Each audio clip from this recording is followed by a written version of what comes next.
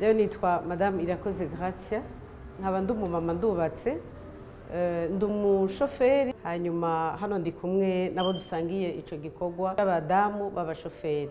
Akamaro katumariye nukuri ni igikorwa gikomeye cyane kuko turatunza imiryango, turafasha mu miryango, turaseruka mu gihugu bakabona ko umudamu nawe ashoboye. Turi abantu bashoboye.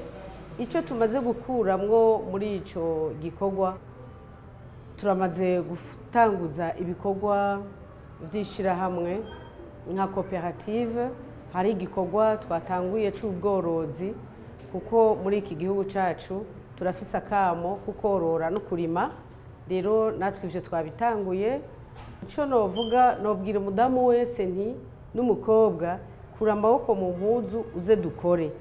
Ntera kamo umukobwa wese ahari n'umudamu, ntiyishinge kuguma muhira, ntiyumvire ngo turacyari bamwe bakera buko abagabo batonda ku kazi abagore tukaguma muhira, ahubwo baze dukore, nabo bakore kugira ngo basahirize imiryango yabo. Aho umugabo atashitse umugore ahashike, ico umugabo atakoze umugore agikore.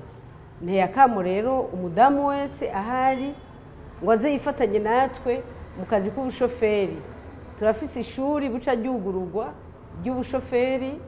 Abadamu cane cane nibo tuzokuhagarara ko gose kugira ngo baze natwe tugaragare, tuboneke ko dushoboye, kuko abadamu benshi bazi ngo ntibashobora gutwara imiduga, ariko nta na kimwe kidashoboka, byose birashoboka. Rero ndahamagariye, nteye akamo umukobwa wese n'umudamu aho bari, baze dufashanye ico gikorwa c'ubushoferi. Murakoze cyane.